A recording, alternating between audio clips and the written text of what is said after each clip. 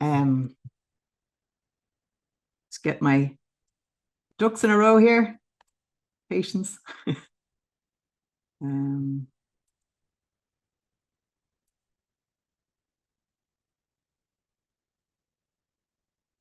okay, so just to if we take a little zoom out before we tell the story of the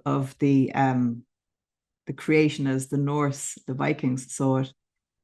Just imagine for a little minute how much Norse there is around us. I mean, we have in popular culture, we have the whole thing, we've got the Marvel world, we had Tolkien's Ring trilogy, the days of the week, they're named for Norse gods. It's pretty much all around us. Even the cardinal directions, north, south, east, and west, come from Norse. So just before we go into the actual creation story, just imagine living in the far north of Europe, where you have really long, dark winters and then perpetual light in the summer, and you've got glaciers and volcanoes and ice storms and avalanches and like a lot of extremes and a lot of downtime with long winters. So plenty of time for stories and plenty of time for the imagination to make sense of what's going on around them. And you can see very much, if you think about that world of contrast, of snow, of ice, of fire, of light and dark, it really makes sense when you listen to the story of how it all got started. I'm not going to go into all of the sources. Suffice to say, there's quite a body of literature, a bit like our own. They were written down after Christianity, but hopefully mostly intact, or as intact as possible. But there's about 5 different streams that inform us of the Nordic myths or the Norse myths. So without much more preamble, let's get into the story of where it all came from. So before creation, there was nothing that you and I would recognize. There was no earth, there was no sky, no heavenly bodies. It was just a void, a deep, deep void.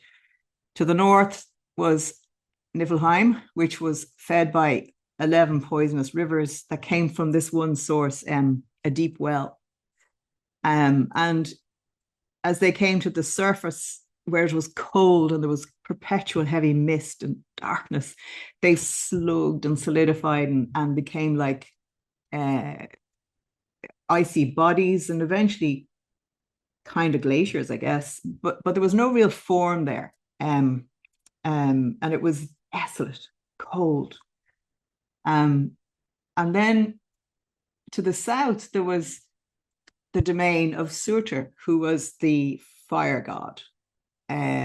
He was standing with his flaming sword, as if there was a blacksmith working constantly in his environment. In it was, how would you say it? It was called Muspelheim, and there was, it was like lava. There was smoke. It was like a tempering, sparks. And interestingly, these were either side of what was known as the Gnunga Gap, the void. A great friend of the bard told me that she liked the term pregnant, at the pregnant void, and I think we'll use that for Gnunga Gap. So Gnunga Gap was the void. On one side it was icy and cold, and on the other side you had this fire. So where the fire and the ice met, there was a softening, and there was a particular place where it was almost benign and soft and gentle as a summer evening. The air was warm, And at this edge, where all of that ice had gathered and pushed into the gap, and the heat had come from the fire god, there was a softening and a melting, and in this balmy atmosphere, the ice melted just enough to allow form, and the form became like a giant. This giant just appeared out of the edge, out of this briny, rocky, frosty edge. This huge creature just emerged, and he called himself Ymir. He was the first giant. And around the same time in Gununga Gap, a cosmic cow appeared, huger and greater than the mind can conceive. I mean, just a cosmic cow. She was so huge, but she was, apparently she was hornless and gentle, and she was a sweet, docile, hard-working cow. And like all good cows do, she licked the salty rime, and she licked and licked, and from her udders sprang four rivers of milk, which nourished the big giant, frost giant Ymir, or the proto giant, we should say. And in this balmy atmosphere, where the warmth of the south met the cold of the north, Ymir sort of settled down, and getting nourished by the cow's milk, he fell asleep. And as he slept, from one armpit arose a male and a female frost giant. And as he slept further, between his legs, a six-headed, terrifying troll giant appeared. From his toes, something even more frightening.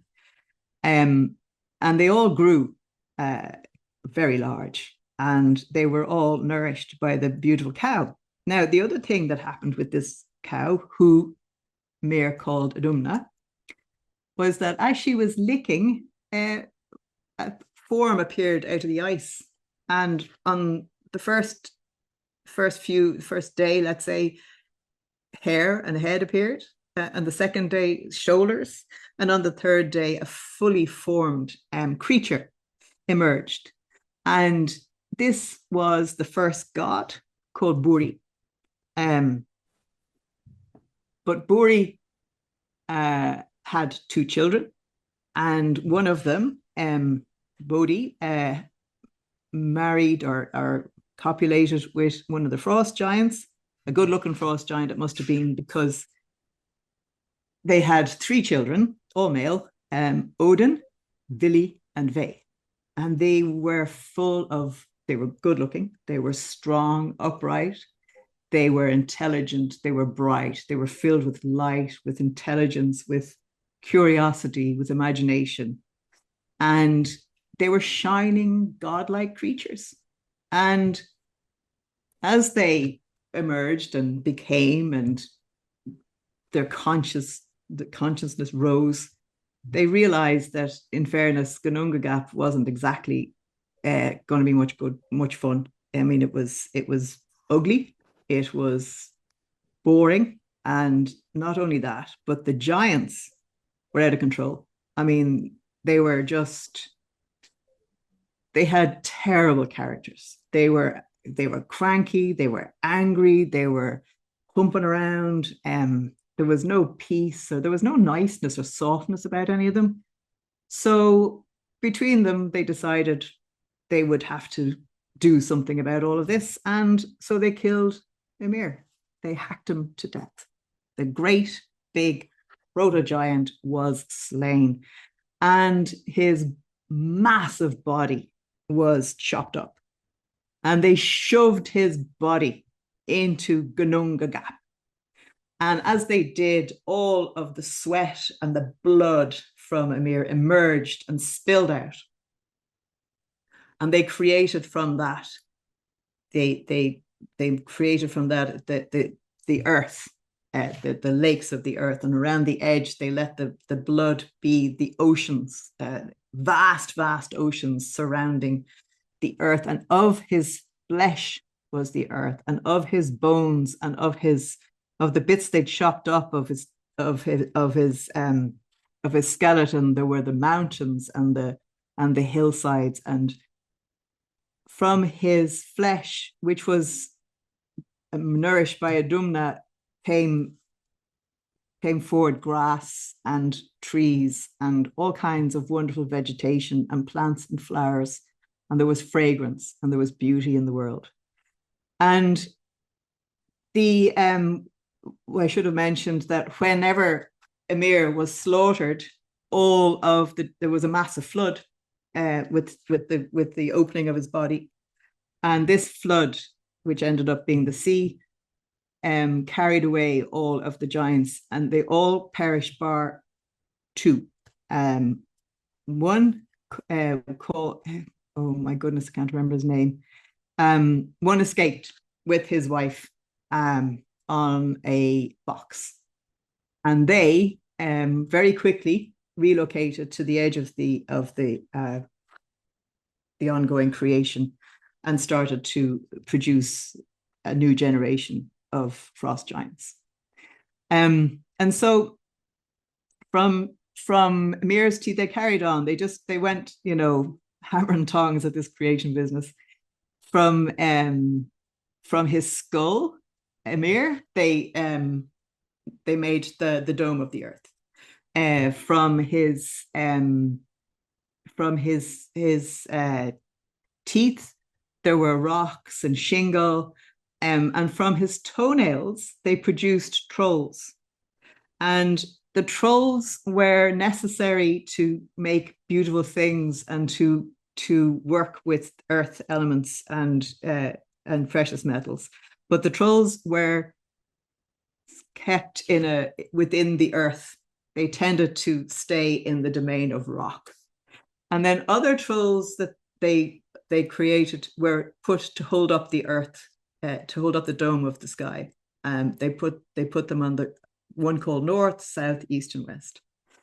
And they just kept going,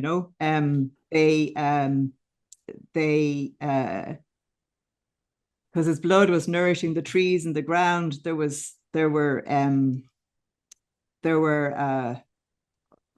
other thing they did was they threw his brains up to create all kinds of every type of cloud, and they captured some sparks from the fire domain from Muspel, and they threw them up into the dome of the sky and created the heavenly bodies and the sun and the moon. And it looked beautiful and everything was glorious and good.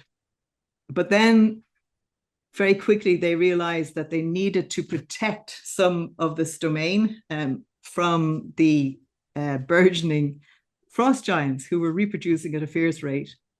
Even though they were put out beyond the edge of the very vast ocean, they still needed to make kind of like a protected area. And although everything was beautiful, and they had a lot of fun creating this glorious earth, there was something missing. And lo and behold, the next day they're wandering around on the beach. They find two logs, driftwood, and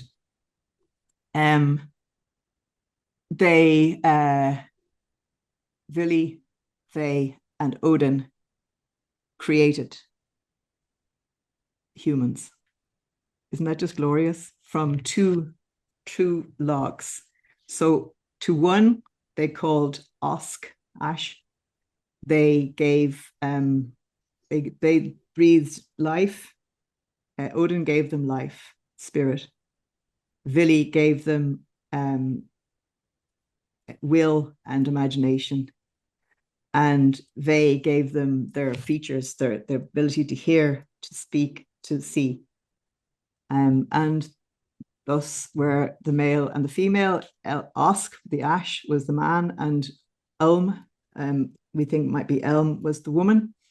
And yeah, they were naked, but that's okay. The gods gave them their cloaks, and they spirited them to a safe space. And these were the first human beings who were blessed by the gods. And then, because of the threat of the giants, the three brothers made a special area. They made a fence from Ymir's eyebrows to keep these humans and the beautiful things they created safe. And that, my friends, is really the beginning of the cosmos. There's plenty more about how the sun and the moon, and how the sprites and the golden elves were made, and the trolls and the gnomes and all of this. But in fairness, I think we'd be here all night if I tried to enumerate each of the streams of their creation and the how would you say, the inspiration for them. Suffice to say that the sacrifice of Ymir was necessary to create this beautiful earth we live in. However, at that time they knew that the fire god Sutor would ultimately, that this whole domain was destined to return to fire and ice, and this would be known as Ragnarok, when the giants and the cosmos would break down, the order would break down, and Sutor, the god of fire, who was the one with the flaming sword, he would have the final say on ending this cosmos. But don't despair, because out of Ragnarok, came a new earth. That's it, my friends.